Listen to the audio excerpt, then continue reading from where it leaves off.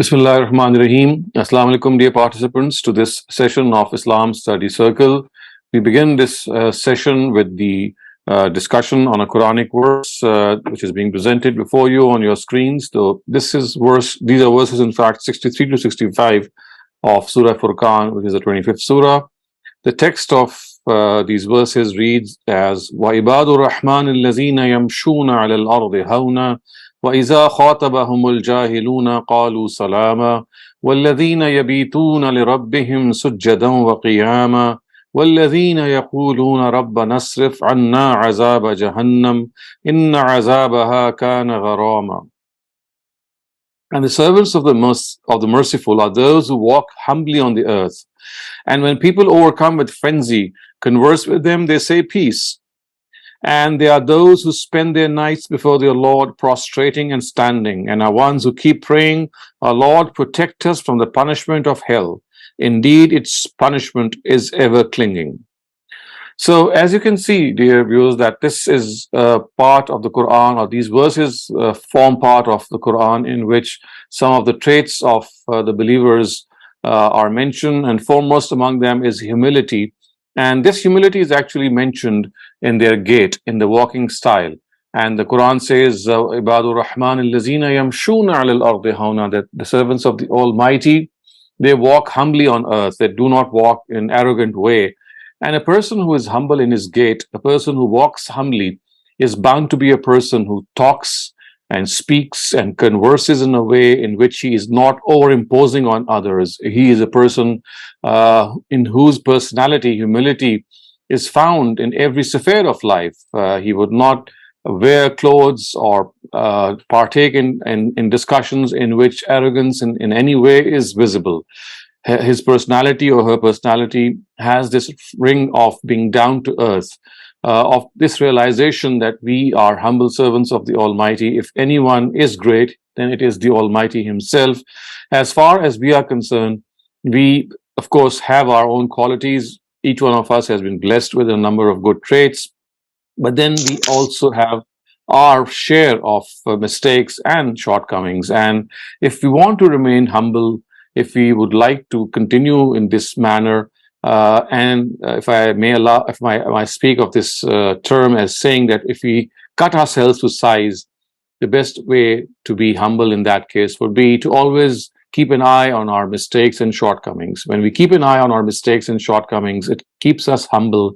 It keeps us, makes us realize that we are people, in spite of having many positive and brilliant traits, we still are marred with certain shortcomings and flaws that we need to overcome. So keeping an eye on our own personality, especially the flaws, this keeps us humble.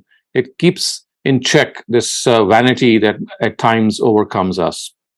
The important thing that this verse also mentions is this term Ibadur Rahman, which means servants of the most merciful. So the word Ibad, of course, refers to the fact that a person is always acknowledging the greatness of the Almighty. He is in a position to always reckon that he is being created by a supreme being. As such, he has to show his allegiance, his attention, and all his emotions of worship towards the Almighty. And if we are able to gauge this fact that the Almighty has created us in a way that all of us are in a position of creating our own mark, or placing our own stamp, I would say, on the sands of time, then this is something that can be done if we are able to contribute in a positive way. So humility, of course, is something that is always there. But besides being humble, we have to be people who contribute as much as we can to the society. And in our dealings with people, we do come across people with whom conversation becomes difficult, with whom at times we get entangled. So the Quran here says that وَإِذَا خَاطَبَهُمُ الْجَاهِلُونَ قَالُوا سَلَامًا, and when people overcome with frenzy converse with them, they say peace. So people who become overcome with emotions and frenzy, who instead of talking logically talk out of their own emotions. They are loud in their voices. People who are servants of the Almighty, they don't engage in conversation with such people. They withdraw, and all they say is peace, which means that, well, I'm not being able to keep in pace with what you would require me to do, so I take my leave, and I not only take my leave in a way that I would no longer engage in conversation with you, but at the same time, I wish you well. So it's not that they withdraw abruptly. They turn away, they walk away in a very beautiful fashion by saying, peace, okay, I pray for you, may God guide you. And the thing that we have to realize here is that when we are overcome with emotions, and when the other person is really poking his or her nose in our affairs, or when some heated conversation is taking place, it is our natural instinct that we try to reply back to that person. It is here that the Almighty tells us that, well, if the other person is talking to you in emotions and in frenzy and in a state of rage, then if you talk back to him, there's going to be no use. Nothing will come out of it. So disengage in such circumstances, and disengage with a prayer. The Quran then says, وَالَّذِينَ يَبِيتُونَ لِرَبِّهِمْ سُجَّدًا وَقِيَامًا. And these are people who spend their nights before their Lord prostrating and standing. So we're talking about the Ibadur Rahman, the servants of the Most Merciful. So they are ones who spend their nights prostrating before their Lord and standing in prayer before Him. This is one of the very significant traits of the servants of the Almighty, which the Quran resounds at various instances. You'll find this mention of the believers, of the righteous, standing up at night and thanking the Almighty for His favors, and at the same time prostrating Him before Him, and acknowledging the faults that might have been done during the day, and asking for forgiveness, exalting the Almighty, glorifying Him. So all these expressions, they emanate from them. And the best time for that is the night time. The tahajjud prayer, of course, is being referred to here, that the servants of the Almighty, the servants of the Most Merciful, they choose that night time, which is the blessed time, about which the Quran and Hadith both tell us that this is the time in which the Almighty focuses His special attention towards earthlings, and makes them realize that if they make this effort to get up at in that part of the night when it is most difficult to get up, then the Almighty is also there to reward them for this effort. And as long as they are attentive to the Almighty and try their best to come out of their beds, and of course prayer, stand up in prayer and prostrate before Him, the Almighty is going to honor this struggle and this effort.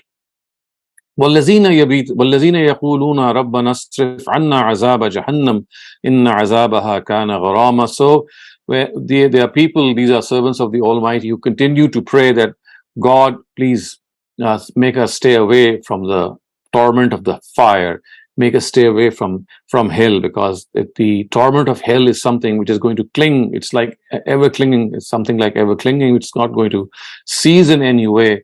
It's just going to increase. So their prayer when they stand up at night in particular is that, God, save us from the torments, make us people who obey you, so that we don't end up in this pit of raging fire. We are surrounded by angels, we are able to enter paradise. So the reverse is actually implied here, that when you save us from this hellfire, the consequence, of course, would be that we would be people who would be companions of paradise, who would be dwellers of paradise, enjoying the bliss of paradise.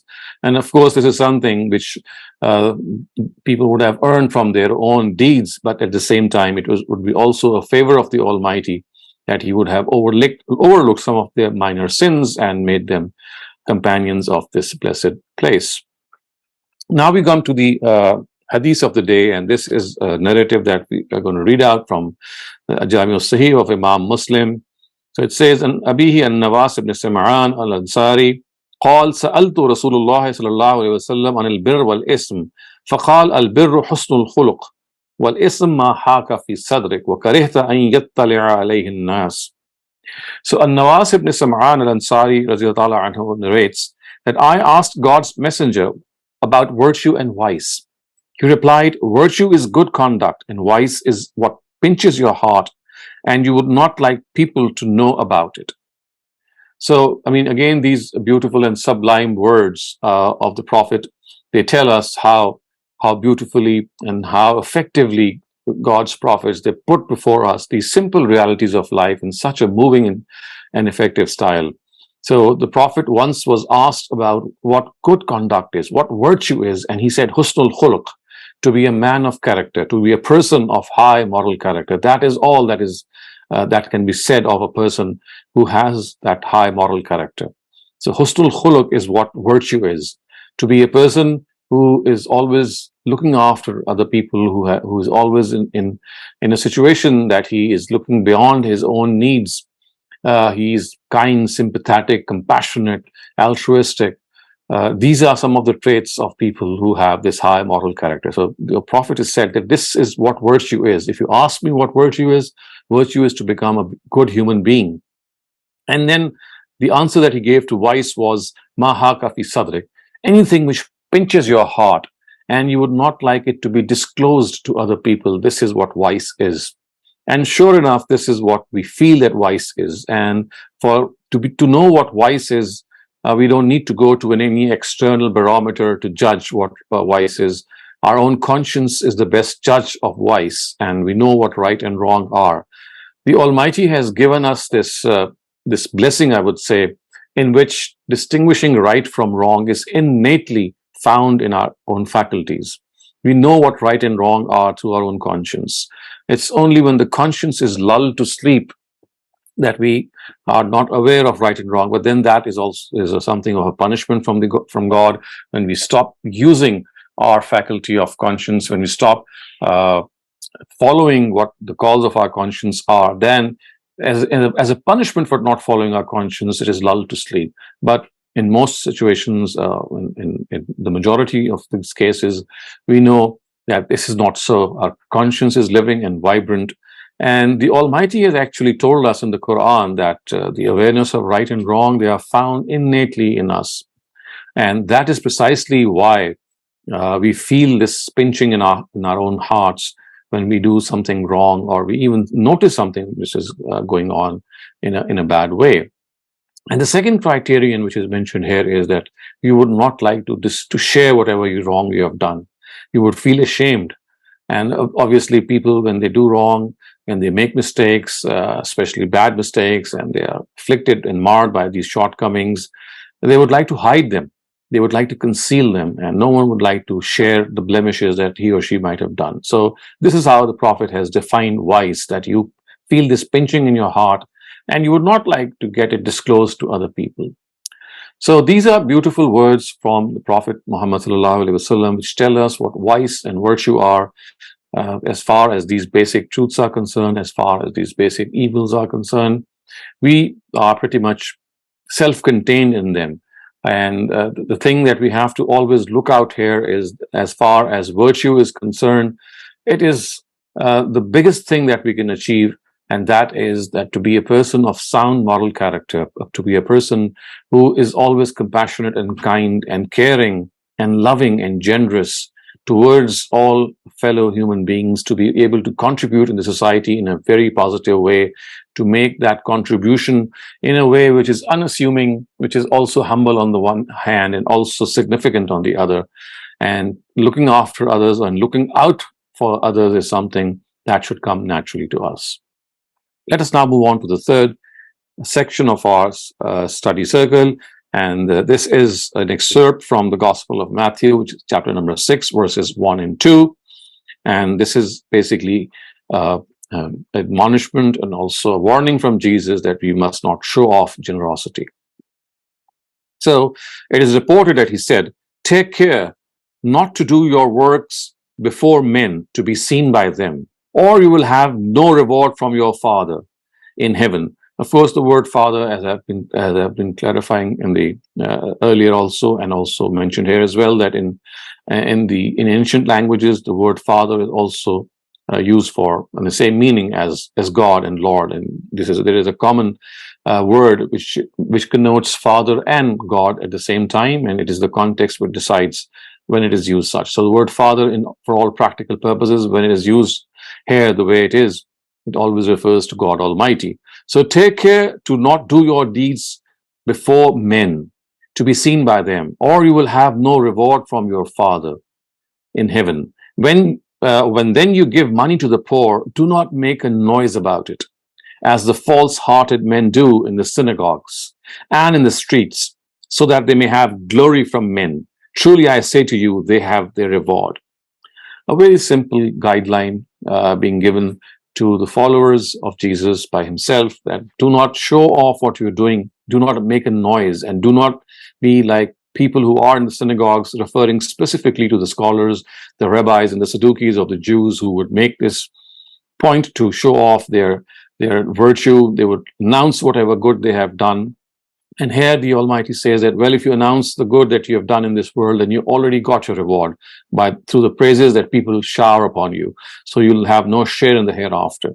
So again, if you have to be a person who is always connected to the Almighty, who is sincere in his attentions and intentions for the Almighty, then virtue has to be done in a way that it must not be shown off, it must not be announced. It should remain between God and the person himself, because this is something which will provide that inner elevation, that purification that is needed for us. The uplift that we need in our souls is provided if we hide these virtues. Of course, there are instances in which at times generosity or virtue has to be told, I would say, or done before people in order to inspire them.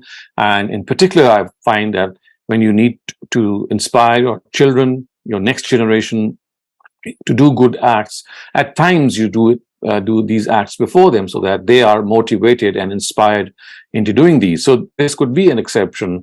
Other than that, if the intention is to show off, the intention is to brag before people, then, as Jesus has beautifully said here, if you brag and show off, then the reward is that you are praised by the people around you.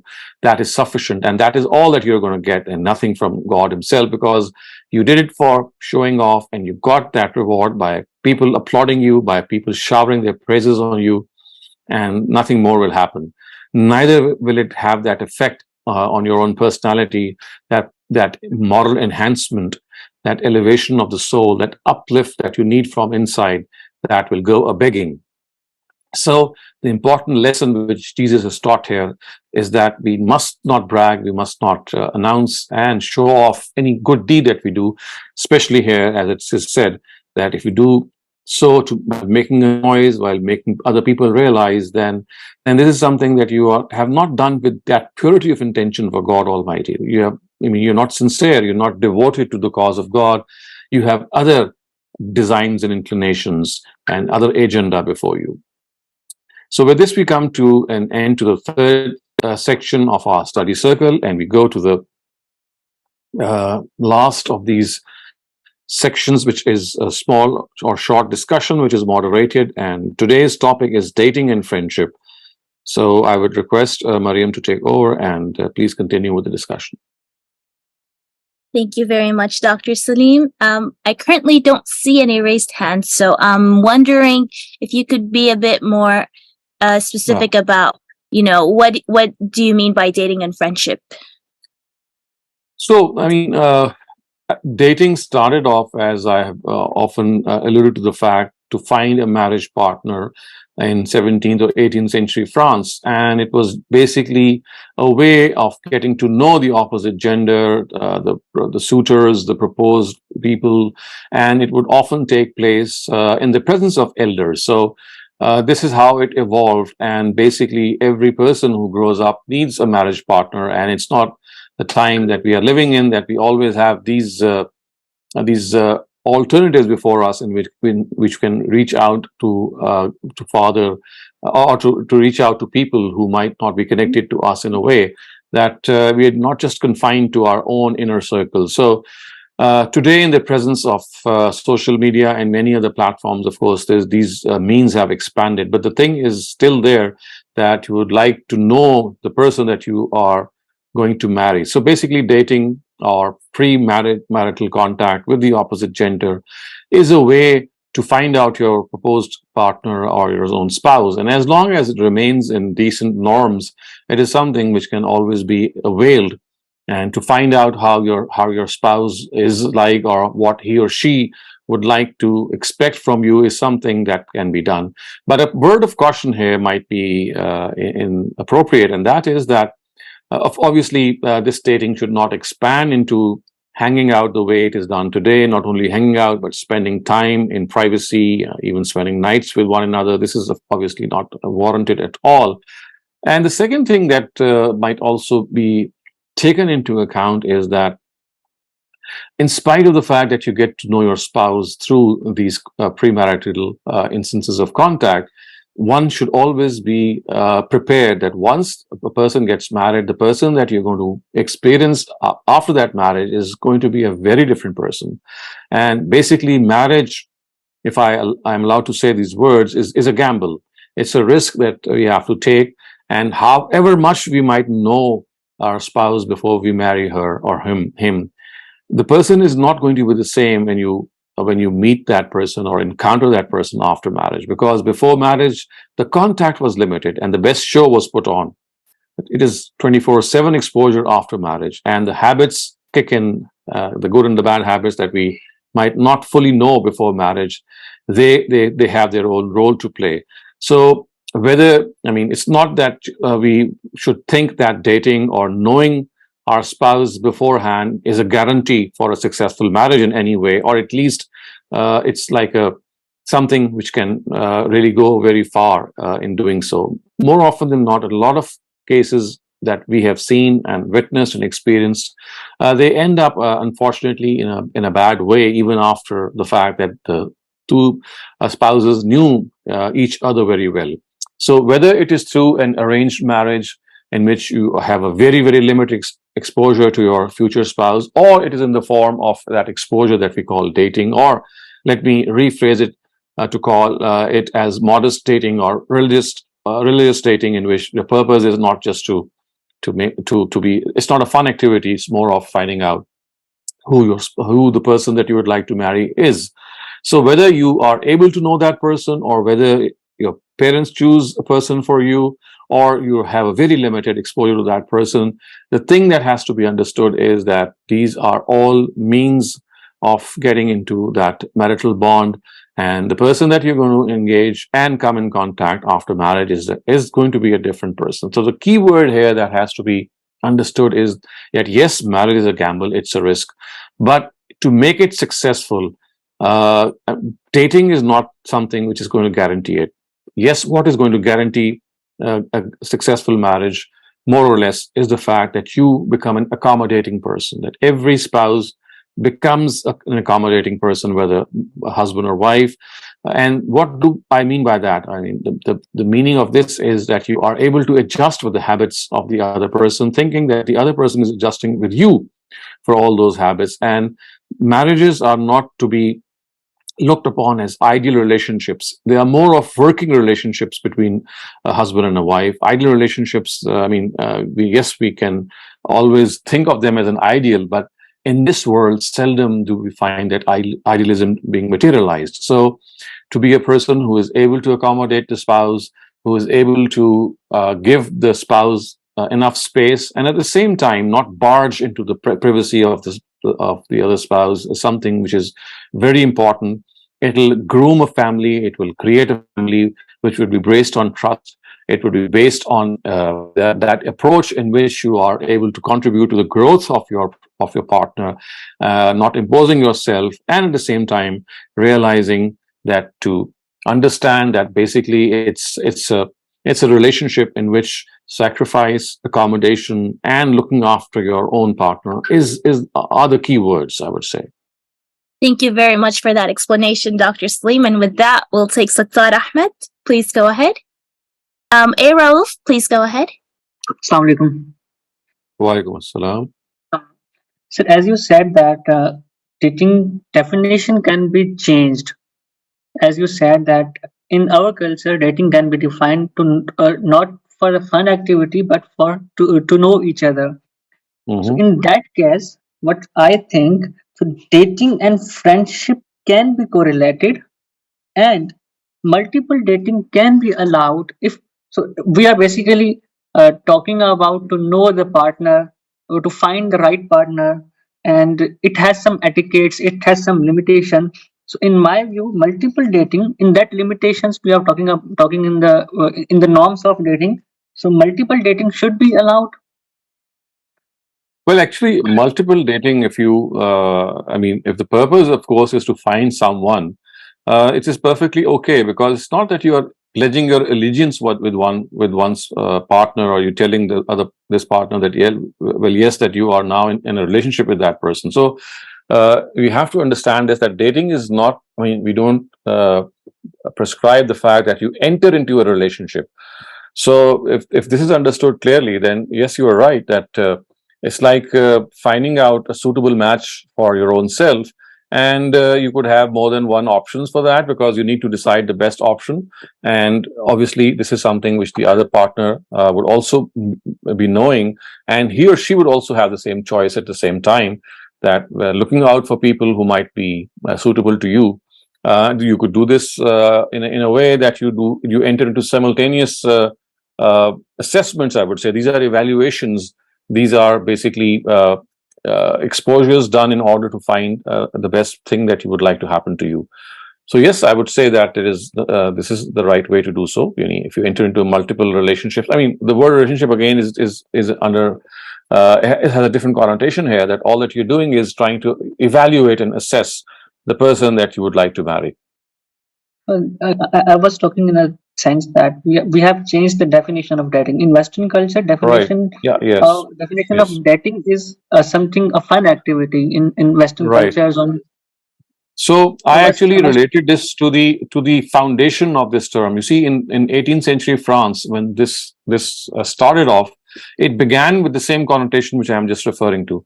The Western concept of dating has evolved, and what we see today is a different concept of dating than it actually was when dating began. So it was called as chaperoned dating in France, which means that it was always done in the presence of elders. People would meet in groups; they would not meet in private, and it was meant as a means to find out future partners for marriage. So the original dating that with which the whole concept started off is very close to what I'm referring you to here. However, as I said, this concept evolved and drastically changed, and today, of course, in the West, dating has an entirely different perspective, and it has something of a very different ring about it. So we are not going to condone any of those dating practices that today are rampant in the West. Bismat Tirmizi Ahmed, please go ahead. So my comment was, a part of discussion was, Dr. Saleem, like in Pakistan, I when we were growing up, there was this sect, called the Smileys, who had a wonderful way of introducing boys and girls to each other in the Jamaat Khana. So the kids almost grew up together. Everybody went to the Jamaat Khana regularly, and these are my friends I'm talking about for growing up with me. Okay. I would hear of them going to Jamaat Khana, and it was a real fun scene for them because they were all young at that time, even elementary school, then they graduated to secondary school. So when all these youth were growing up together, automatically a lot of them developed feelings where they thought that, because they got to know each other so well, that they got married, and it was not frowned upon in their circle of people that boys and girls are,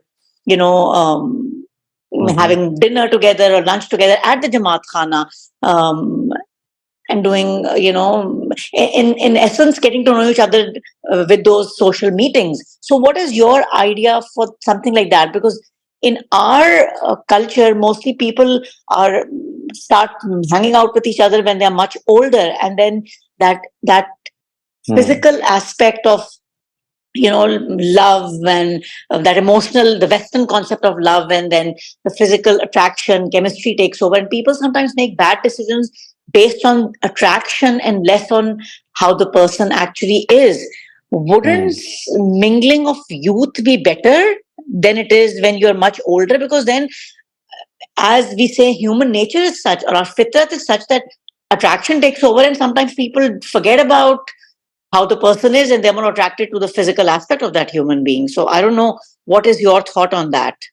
What do you So you see, we have to understand this, that any exposure which is done in a protective environment, in a controlled environment, is fine if it is done at the time or near about the time when you enter into the age of adolescence, or slightly after that. Of course, marriage is something which is done much later after adolescence.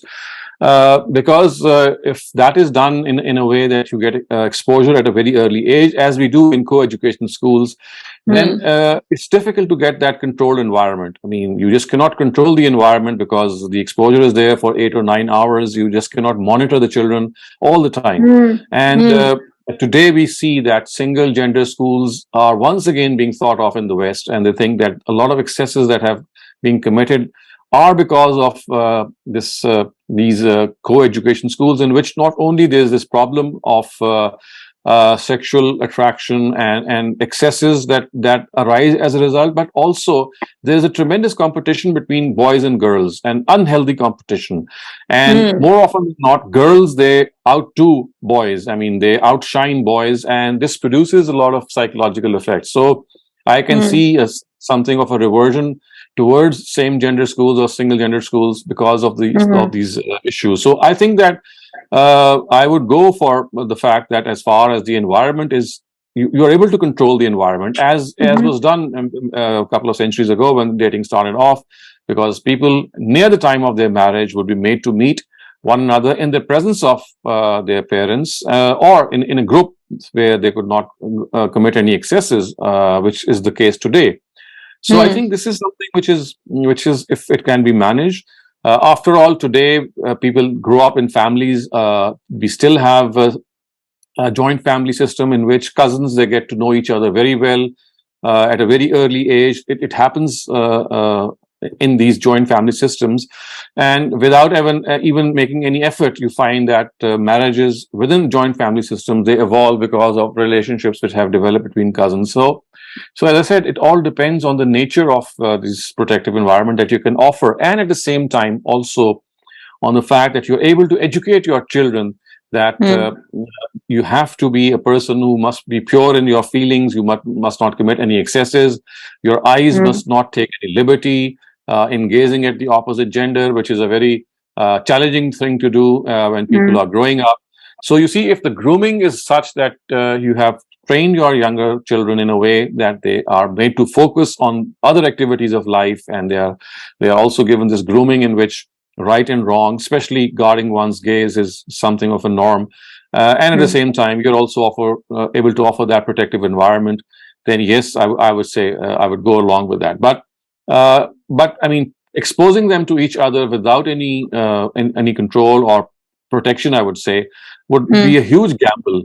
And if you see some of the statistics today in such areas, maybe many years ago it was much more fruitful, but today I don't think it could be, or it is rather in a situation that you have that grip over that whole situation. So I would just give my answer in principle. So as long as the protective environment is there, I see no harm in it.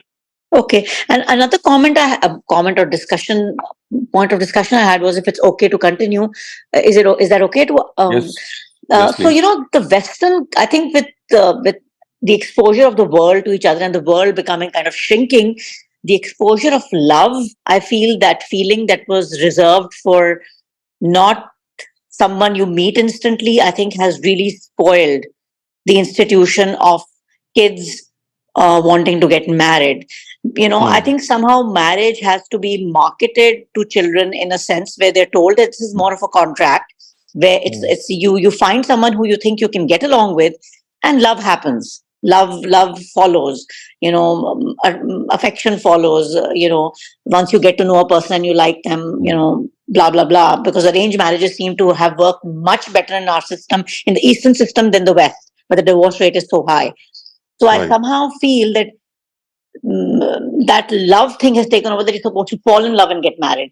No, you're supposed to, find someone who suits you, because the system of arranged marriage worked very well in the Eastern culture. So I think that somehow that something has to be written about that or marketed to the youth. What do you think of that? Because West I understand. You see, this is an area in which it is extremely difficult to reach out to our younger generation, because dating has made it a norm for individuals, for couples who are suitors. To them, it is falling in love, which is the first step. I mean, unless you fall in love, you don't have a relationship. You don't even think of continuing with that. And this is one area where I agree with you. I mean, of course, with other points as well, but in particular, this is one area. Not only do I agree with you, but the other thing is that in order to convey this to our younger generation, the whole model that we are following in the West, I mean, it is going totally against what we are proposing here. Because you see, it's not that limited exposure that I'm talking about here that is being offered in our Western dating societies. It is that complete exposure which is there. I mean, you're fully exposed, and as a result, this has become a norm that it's not to find out who is so suitable to you, so that you can go on and proceed with any marriage activity. Rather, it is how you feel for that person initially, and that only Exactly. happens through the heart. It's like a heart-to-heart conversation which happens, and you see, this is but natural when the exposure is immense, and that is precisely why I said that love, it kicks in. I'll use the word kicks in when you give this unlimited exposure. If the exposure is limited, then it'll be the other way around. It'll be more utilitarian based. It would be more of a utility that you'd be using, rather the other way around, in which you have that passion or that feeling developed first, and then you look about the other things. And precisely that is why you see so many couples, for them, marriage no longer remains a thrill. It is something you are already exposed to. A greater part of that is already exposed to you before you get married. And it's like a post-marriage scenario in which you are very similar to what your pre-marriage situation was. And the institution, what it has to offer, it somehow ceases to offer because of what you take away from it, because of that huge exposure before you get married.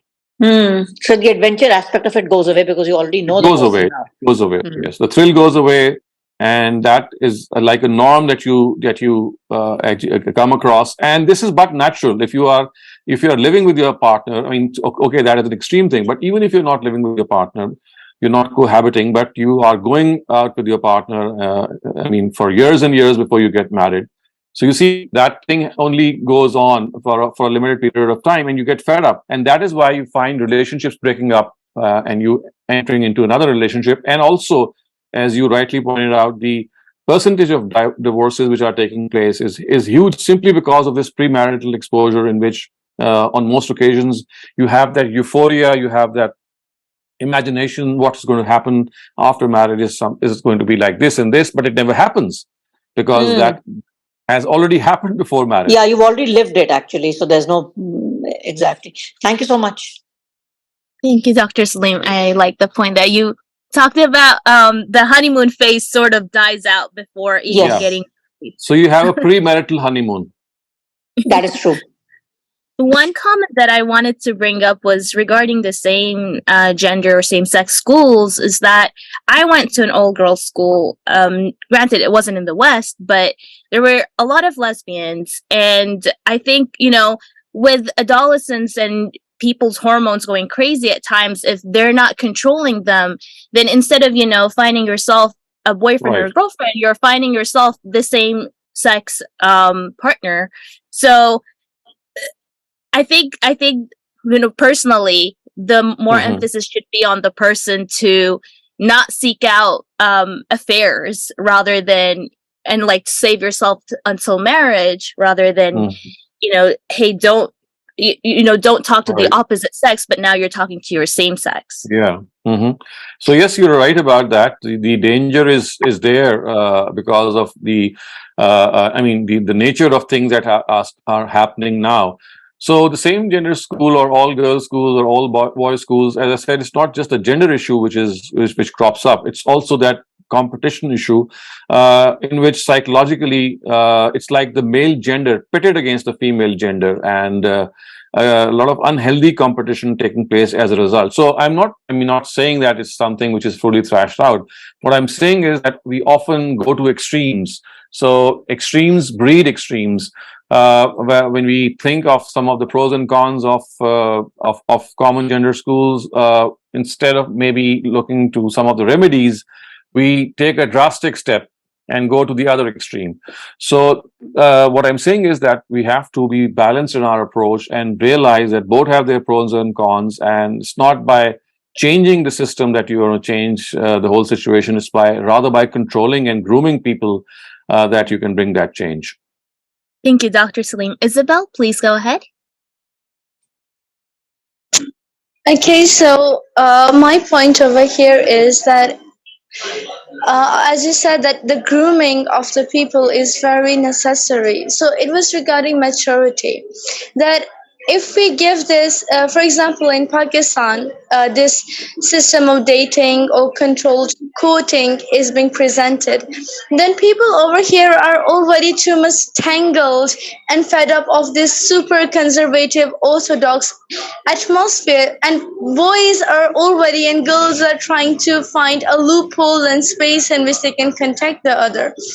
So I feel that when such thing might be exposed without a proper and a long time process, gradually admitted in the society, if it's just given as a whole package to the society, there can be so people take it as a time pass and exfoliate stuff. So that was my point. What do you think about it? I think that's pretty much the case. Yes, you have made your point. It's important here. But you see, the important thing to realize here is that, there are a lot of things that we are not able to control. You see, we are living in a society in which we face the society the way it has developed. And talking and discussing the things that we are doing now, they are basically more of an intellectual exercise, because societies are not going to do what we advise them. They are going to do what they are already doing. So that is something that is always there.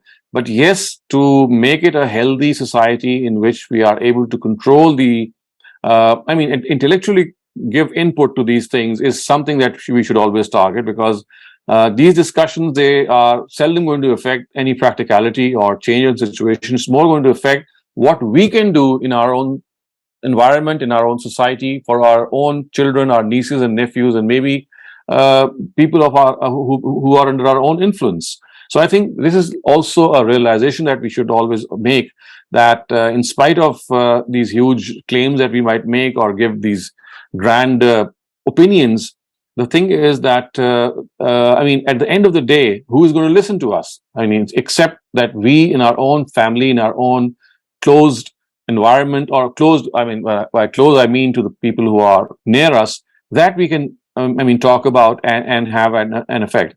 Otherwise, it's all more discussion and idealism that we are exposed to. Thank you very much, Dr. Saleem. We have another comment in the chat that says, multiple dating means what? Is it something like we meet two people separately in the same day in order to pick one of them as a future husband/wife? And then if that's the same, then it's like visiting more than one family and giving our decision in favor of one, which sometimes results in quarrel and jealousy amongst the other families who are expecting themselves to be selected. Shouldn't we go to other options only when we're done with the first option? Well, you see, this is more of a question of strategy. At times, you might confine yourself to a single family. At times, the situation presents yourself in a way that something comes along. Without your own planning, you get to know someone proposes to you, and you are already maybe under discussion. So if you're at the beginning or at the rudimentary stage of all the happenings, maybe you can do it simultaneously, because you see, you've not finalized anything. But yes, if you are in a stage in which you are thinking seriously about some particular proposal, then it is not advisable that you enter into multiple relationships. And people don't do so. Why would they do so? Unless it's for fun. Only when it is for fun, that we do so in such situations. Otherwise, it's always a controlled decision, and the purpose is not to just indulge, but the purpose is to find out a future partner. Thank you, Dr. Saleem. Bisma Tirmizi Ahmed, please go ahead. Dr. Saleem, my observation, or I don't know what I would call it, is that when people get serious about getting married, everybody is in their prime, men and women, and they are at their peak of beauty or charm or whatever the physicality, whatever you may want to call it. So, isn't it difficult to convince a young person now? Well, we're much older, but that that's something that you're supposed to disregard. I mean, how does one? What is your opinion on that? Because I sometimes feel that the institution of marriage, or the concept of a man and a woman coming together from the beginning of time, the reason they are so beautiful in that prime is so the other gender can find them attractive, and that is also a reason why, or one aspect of why somebody's okay, I get along with this person also, and they're good looking also. So that is a package. So how is it that what is your opinion on the fact if you kind of just snub this to the side and say, okay, nahi, look for someone who's more your style or more your personality type? How is it that one is able Yes, to I get convince you. the other one? Yeah, actually, this is how your grooming, is going to affect you, in which you tell your young ones, your children and people that that, as they say, that beauty is not skin deep. A person has to be beautiful from inside as well. And in fact, inner beauty is perhaps, it has more significance and more importance. We cannot deny physical attraction. This is something that as human beings, it is our weakness that we go for appearance, and it's okay. I think it's not something very wrong.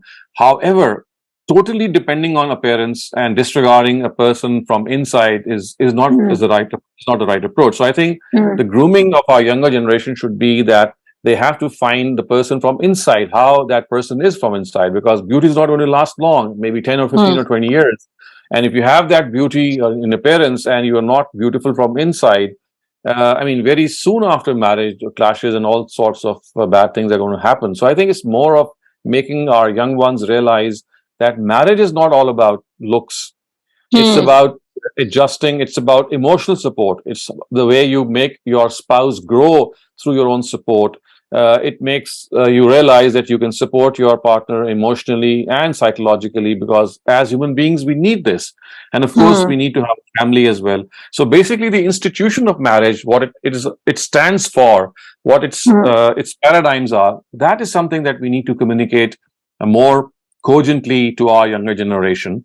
And sadly, I think we are not being able to do so, again, because of the fact that it's that external appearance that takes the better of us on most occasions, because it's like glittering gold that you are seeing right in front of you, and you just cannot have that courage, I would say, or that insight in which you look beyond that.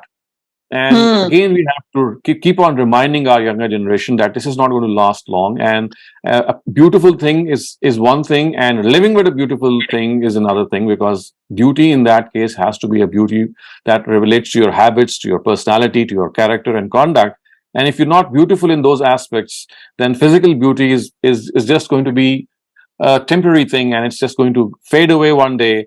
And even before it fades away, you might not be in a position to have that thing go on. So I think it's more a question of making people wiser and teaching the institution of marriage. I am always a very strong proponent of the fact that all these issues have to be taught as a subject, maybe, as a workshop to our younger generation, because they get to know what exactly marriage is, what exactly is the scheme of God, what should they expect, and why must they not be very idealistic in their approach. So these are the things which we need to teach our younger lot, either through some construction in the classroom, or maybe if adults can do this, which I don't find taking place these days. Yeah, another thing I noticed, Dr. Saleem, is that these websites, I don't know, this is something which is very interesting. These websites where young children are meeting, lots of times people want to kind of are attracted to meet someone or get to know someone who's similar to them. Now, similarity is okay in friendship, but too much similarity is also something that somehow, if you could talk to the youth and tell them that, you're not looking for somebody who's completely like you. Otherwise, it's boring also. So Of course. these websites have also kind of, It's not only boring, it also invites clashes, because if you have Exactly. something very similar, so it's bound to clash. It's if Exactly. you have So more that's variety, something. yeah. Yeah. So you see, these are all points that we need to teach our prospective suitors, and tell them that if you are, indulging in courting and in dating, then the purpose has to be entirely different. You just cannot find 100% match. That's not going to be, and that is not the right approach. 100% match is not going to be there. And if you think that someone is very close to your own personality, then you are sadly mistaken, because this is not the same as that person would appear once he or she gets married. A new person emerges after marriage. So this is something that we need to keep on discussing, and as far as we can, teach our younger generation. Yes. Thank you so much. Thank you, Dr. Saleem. My last point that I wanted to bring up before moving to Q&A is, for those of us who are sort of in this phase where, you're trying to find a partner. I know for my parents, when people reach out to them, they like send out a bio data and like some pictures, and I can't help but feel like it's almost, sort of being seen as a commodity in a sense. It's sort of an embarrassing feeling, and yeah, I don't know, if is this a bad way of me thinking about it? I know other people do the same too. So like, how do you go on about this? Well, I think that it's a question of a personal sensitivity that we might have. So I think that, if you are not very oversensitive, we need to understand that if you're sending your picture or your CV or your biodata, they are the only means for the other person to know you. It's not that you're selling yourself in any way or degrading yourself in any way. It's just a means of introduction. So you see, not only when we do it privately in the form of exchanging information, through marriage websites in which we communicate, so that our particulars are left at that website. Again, the purpose is introduction, so that people who have similar requirements can be matched. So I think that, yes, this at times does seem odd, but on the other hand, we also need to understand that practically this is the only way to introduce ourselves to other people. And if I think this practical aspect is taken into consideration, then perhaps that sensitivity towards thinking ourselves to be a commodity might go away. But yes, at times it does feel like a commercial activity. But I do need to, I do think that we need to maybe change this mindset that, the purpose is not to sell anything or to show off anything. It's just introduction. So there is no other way to introduce yourselves, about yourself, unless you disclose your particulars and give a picture. Because you see, the decision is not going to be made on this.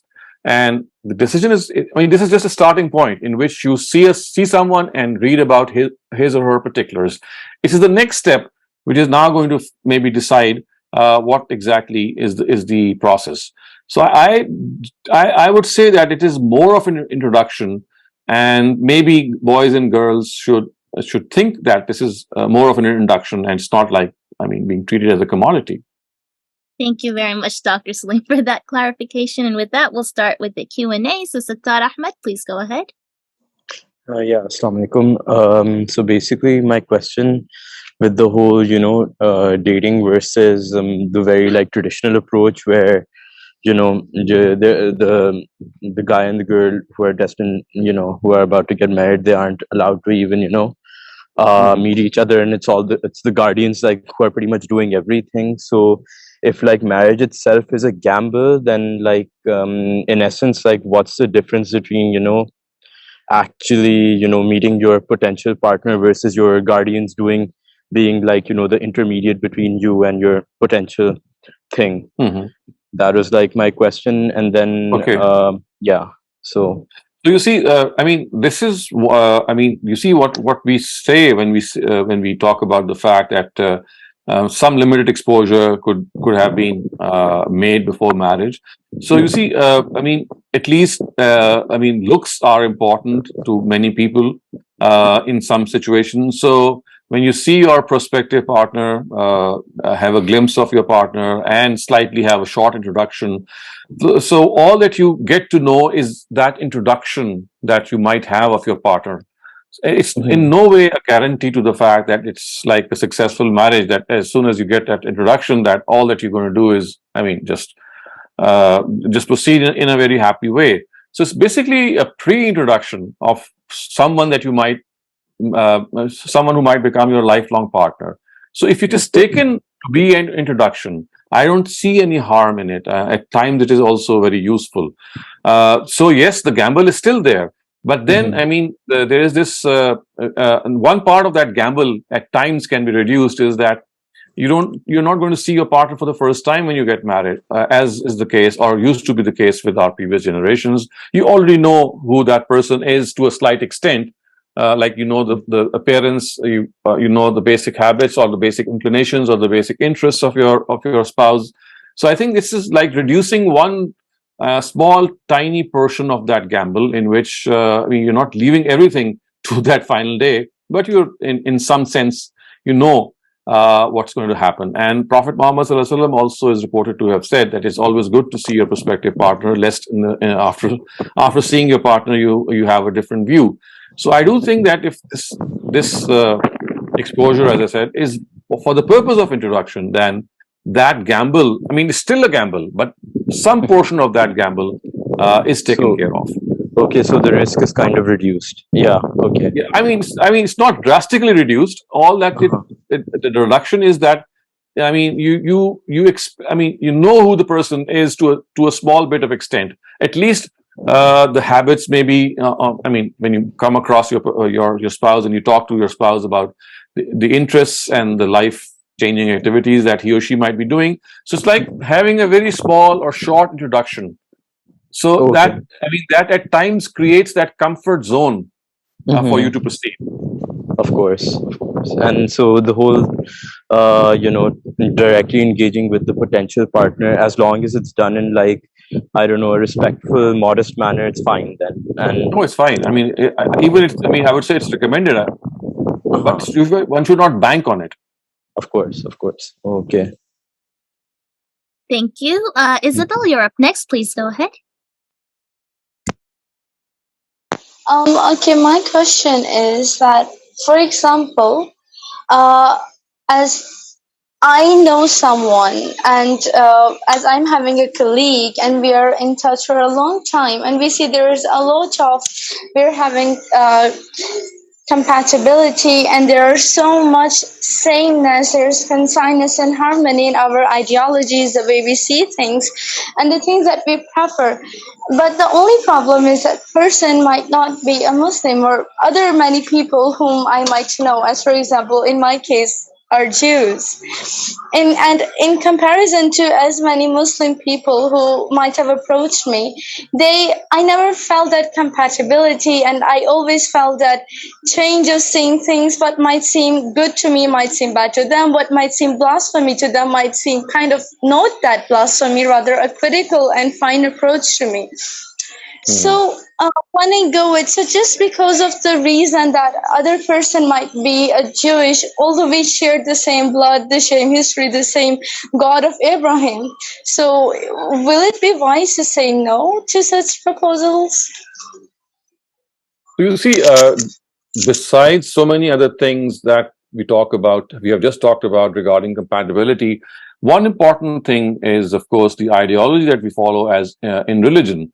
So regardless of whether the person is Jew or Christian, or I mean, of course, these Jews and Christians are like our brothers. They are people of the book. They are recipients of the same message as we are. So yes, they are very close to us. But I mean, we need to understand that if the basic belief that we have to stick to is monotheism, and if that is something which is being followed by a person who does not belong to Muslims, and as you said, is more of I mean, is like a neighboring religion, I would say, or a religion that was a precursor to the religion that we follow. I don't find any harm in it as long as the person is a strict monotheist, as well as the fact that he is a practicing person and he's following the norms. But one thing that is still compromised, of course, is the fact that a lot of things that you do as a Muslim would not be there. For example, some of the acts of worship, the rituals of worship that we follow, especially when you talk about children that you're going to raise, it does become a point of conflict for them as well, that they don't know which religion to follow, whether the religion of the father or the mother, when both are different. So these are some of the areas that I do find that there's a point of concern. So I mean, unless things have been worked out to their details, that how would you come close to such a person, at the same time also be able to be in a position that some of the things that you'd like your children to follow are not compromised to the extent that you think they should not be, can be done so. So there's a bunch of things that need to be worked out, and if you think that they are worked out, then maybe this is something that can be taken as an option. But we also need to remember that this marriage with the people of the book is allowed for women. I mean, in case it's the case in which women belong to one of these groups. As far as men are concerned, we find that the Quran, the way it has mentioned this directive, that they should not marry outside their own circle of Muslims. So that is something that is a point of consideration. Thank you. Rauf, please go ahead. Sir, I have a very little question about how can we find out that sometimes we are in a relation, in a friendship relation with someone, and after some time we feel that we should be getting in a relationship like marriage. So that previous friendship can we call dating, or it is something else in this background, in this perspective? Are you talking about the same person? I mean, which you were having a relationship and now you're getting married with the same person? Yeah, relationship as a friendship. I'm talking about the same person, basically. I don't see any problem here. I mean, all that you were doing prior to getting married was to, if I understand correctly, get to know that person in a way that you have a fair introduction to that person. If that happens, and then ultimately it transpires that you marry that person, then I mean, all that you've done is you've gotten introduced to that person the way you want it to be, and then that introduction has led to your marriage. My basic question was, previously it was not meant to be a dating thing, which we have discussed previously. So what was it meant to be? It was meant to be a friendship in a very start. Just as a colleague, we are working for a long time. Right. So, I mean, for that, we have a different paradigm. I mean, as it is, we have to understand that friendship with the opposite gender, whether it's our colleagues, it could be our cousins, it could be other people around us, you have to have that modest relationship.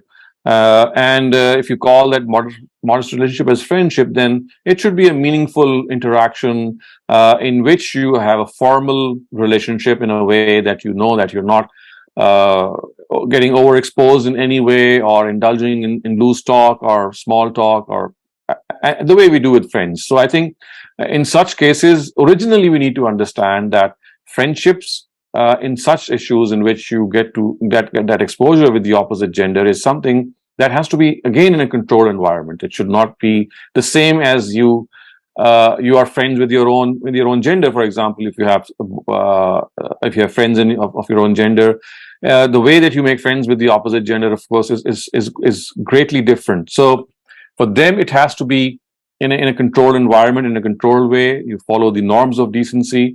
And then, of course, if that leads to marriage, it's perfectly okay, because, I mean, this is how things do develop. You get those feelings developed in you. So my answer would be that friendship in itself should be reviewed in case of the opposite gender, and it should always be in a very controlled and decent environment. So basically, okay, that's fine. That is totally fine. Definitely, limitations and norms could not be breached at any cost. Could not be breached, right? Thank you very much. Thank you. Akram Bhatti, please go ahead. Assalamu alaikum. Walaikum assalam. So I just say, like you know that when we live here in America, this is a major problem for the parents. And some people, mostly they said that, well, make sure that they turn Muslims before you marry them. Some turn Muslims and some openly say, no, I'm going to keep my religion, you keep your religion. And kids are so stubborn, they say, well, we got to get married also. And afterwards, this main question, like you already discussed, that main question arises about kids, which way the kids would go.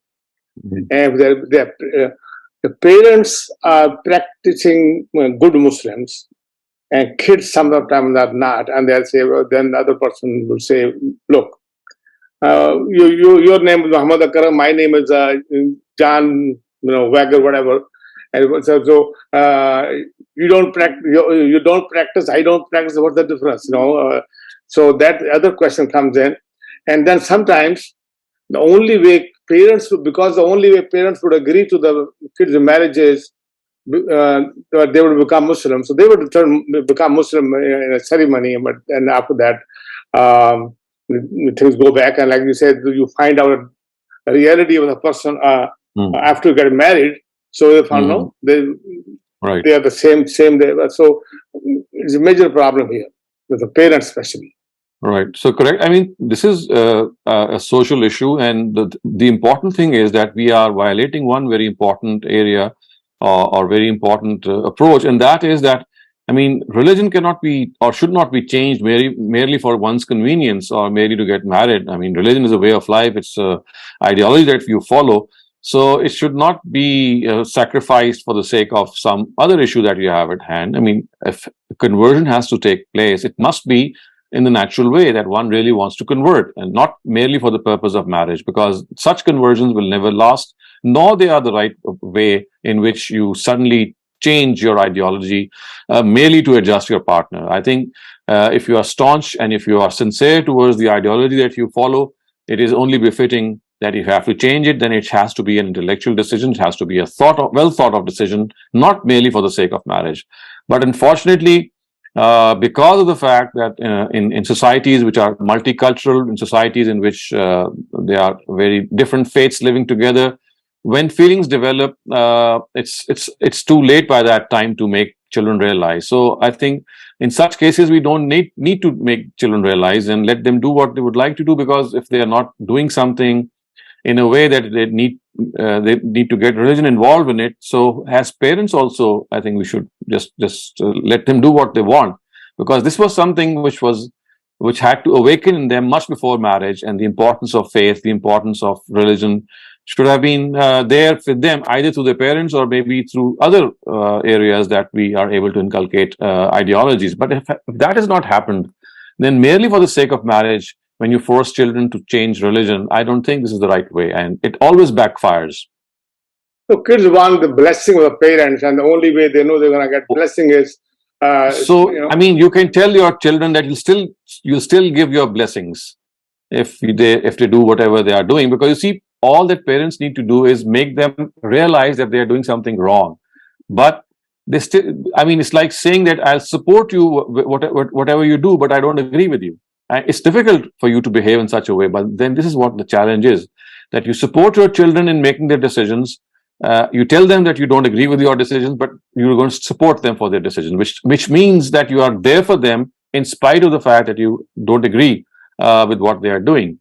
So I think this is the thing that we parents need to gear up to, that we disagree, but we still support you for the fact that you are an individual. You have a right to choose your partner. We have told you what right and wrong are. Now the decision is yours. Whatever decision you make, we are going to back you. So if the difference of opinion is made clear, then if you're going to back them, it's not that you're going to support them in any way. In any way, you're saying yes to what they're doing. All that you're saying is that we would not agree with what you're doing, but since you have decided, and because I'm your father or your mother, I'm not going to back away as a father and mother. I'll still give you my blessings. Can I ask you another question?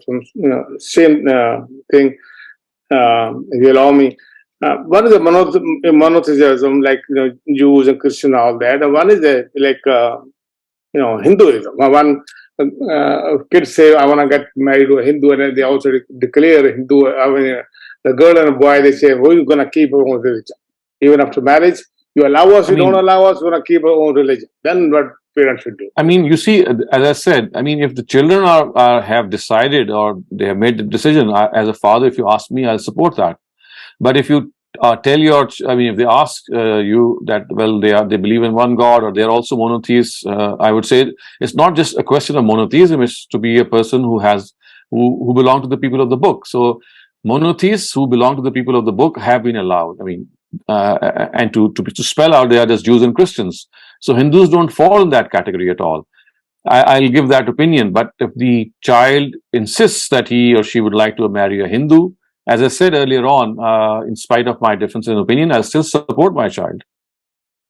It's very hard, so it's very hard. It's very hard. I know it's very difficult. It's very hard. But this is what we have to realize, that as parents, our responsibility ends here. After expressing our opinion to them, all that is God wants us to do is to let them know what we think is right or wrong. The decision is to be left to them, because now they are responsible for that decision before God. We are not responsible. Exactly. Thank you. Faraz Ahmed, you're up next. Please go ahead. Assalamu alaikum, Dr. Saab. Sir, I have a question that might not be related to today's topic, but it is regarding Itmam Hujjat. And I know that Ghamidi Saab and many other scholars of Farahi school of thought explain it, and it is said that everybody in that era, 1440 or something years ago, was sure that Prophet Muhammad, peace be upon him, is the last prophet of God, and he has explained religion very comprehensively, and nobody has any doubt that Islam is not the true religion. So that is a law of ultimatum that is called Itmam Hujjat. But in today's era, we find it very difficult that in a time when communication and transportation system is not very modern, it is not that efficient as well, and it is very possible that in those 8 states or in the kingdom of Arabia, there would be so many people who would not be sure about Islam and Prophet Muhammad. But when it came to the punishment that it applied, then all of them were punished. All those citizens of the 8 states where Prophet Muhammad, peace be upon him, sent his letters, and all the people who lived inside Arabia. So in today, how can you explain to a modern person that everyone in that era was sure and finally was punished when he didn't accept Islam? I think what you need to understand here is not just people who are living outside of Arabia. The 12 kingdoms to which letters were sent, look what happened within Arabia. I mean, how are we sure that everyone within Arabia got that message? So if that is understood clearly, you'll find that exactly the same mechanism was followed. The same time period was given. The way truth was made conclusive was not just through letters, because letters were just a manner of introducing Prophet himself. It was the whole process of retribution that took place for the people of Arabia, the people of the book, and the idolaters at the conquest of Mecca. And after that, which became a visual proof for people who are living adjacent to those countries. So it's not just the letters that we're going to talk about. It's the fact that for 8 or 9 years, or maybe 6 or 7 years, this whole process was being conveyed to them. People were talking about them. The battle between Rome and Persia, I mean, and which is found in Surah Rum, was something that was being discussed by them even before migration to Medina. And after the Prophet had actually gone to Tabuk to fight the Romans there, we find people talking about the fact that the Prophet had come and asking about him, about his details. So you see, all this process was being transferred, and people had this opportunity to come and ask those questions the way people who lived in Arabia had that opportunity. So the idolaters were given that opportunity for so many years. The people of the book were given those opportunities for so many years. And in a similar way, remember, these letters were sent in 6 or 7 Hijri. And the battle or the actual campaign that took place to attack those nations was 6 or 7 years after that. So it was that visual transmission of the process of Itmam al-Hujjah that was being transmitted. At the same time, people had the opportunity to come and ask questions and to clarify themselves in any way they would like to. And even if that did not happen right at the time of battlefield or right at the time when the attack or the campaign of attack was made, even then, if anyone would have asked that they would like to know more about the Prophet himself or the whole campaign, that was granted, just as it was granted to people who were living in Arabia.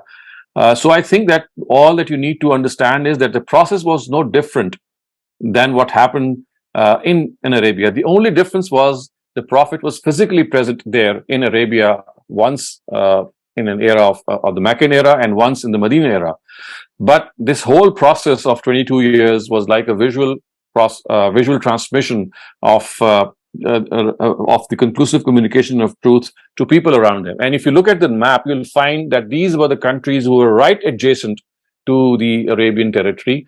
It was like just an extension of their borders, and people knew. I mean, it was just like extending the borders of Arabia, and all that was being done was that this message, without the prophet going there, the whole visual transmission of that process had taken place. So I think we need to understand here what exactly is meant by Itmam al-Hujjah. It's not that you need to be always physically present there. As long as the message of that particular messenger of God is communicated in a way that the whole process becomes a visual evidence, people have the opportunity to come and ask questions, and at the same time they are able to witness what the Prophet or messenger has claimed. So if this is understood, I don't find any difficulty in communicating to people who might need to know that what exactly happened. And as far as the common man is concerned, remember they were standing at the back of the rulers as well. So it was the rulers who were basically attacked. I mean, the army which was attacked, and the common man who was there with them, or the masses who were there with them, they always had this opportunity, as I said, to ask questions. I mean, just before the battlefield, within the battlefield, or after that when they were taken to task. So all these opportunities which were there for the people of Arabia were also afforded to people who were outside Arabia. And also one more thing that we find from history, that as soon as some of the people belonging to the army of the companion, they stepped out of these 12 territories, they crossed these 12 territories, they were stopped.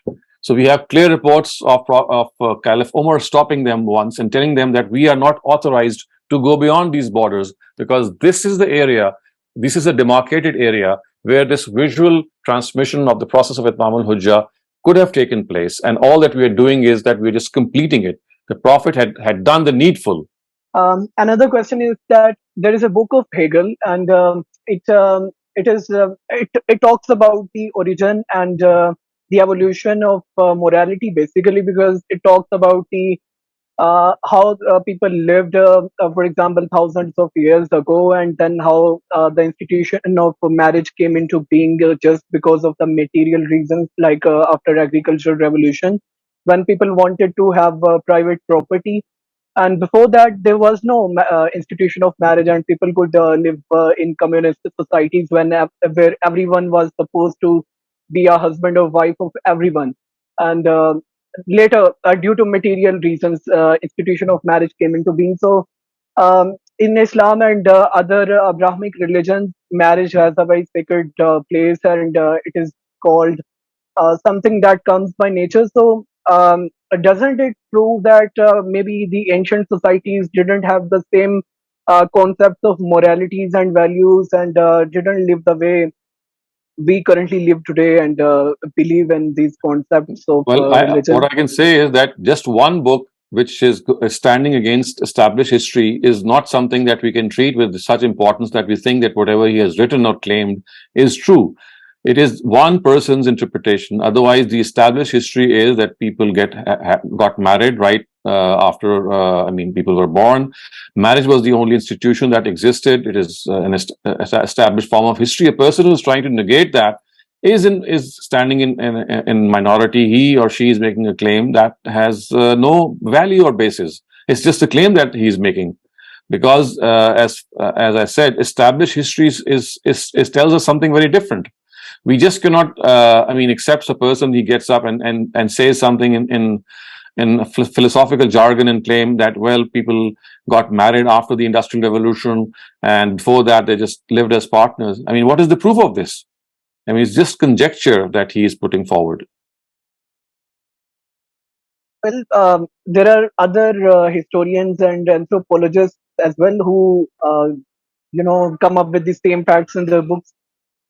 I don't have, haven't researched it too well, but in anthropology and history, people do have, As these I in their said, books. these are what we call as marginalized theories. These are marginalized theories. They are theories which stand at the margin. They don't have any substance to them. People they keep coming up with these bizarre hypotheses, which are not substantiated. I mean, anthropologists can get up and say something, and you can just claim anything without unless you present proof, and unless you present something which is in consonance with established history. How can we just accept you on the face of it? You have to give some proof for whatever you make claims. Thank you, sir. Thank you very much, Dr. Saleem. I'd like to end this with my question this session, since we're on the topic of dating. I was wondering, what kind of questions do you ask when you see someone? Because I'm almost tempted to interview everyone, but you don't want to scare the other person, but at the same time you I feel like knowing everything just to make sure that if I am to make a decision, it's like the best decision possible. But like you said, it's also a gamble, so I'm really confused. Well, you see, just take it naturally. The exposure that you get, it's something which induces you with the right questions. You get to know the family, you get to know the person, the decency aspect, the honesty aspect. The person is to be a good gentleman.